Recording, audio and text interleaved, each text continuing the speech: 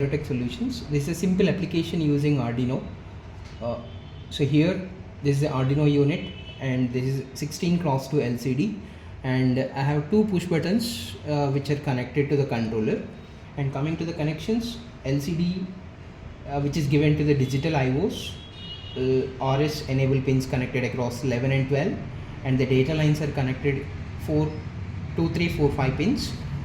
And I use two IOs for switches which are connected across pin number 8 and pin number 9. So this is my simple hardware connections. So expected output is very clear.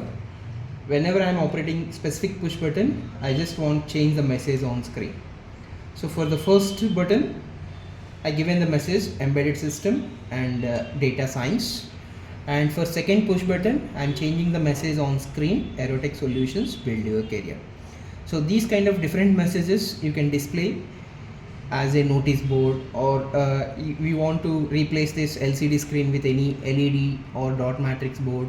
You can try for different applications. This is a simple application using Arduino. Thanks.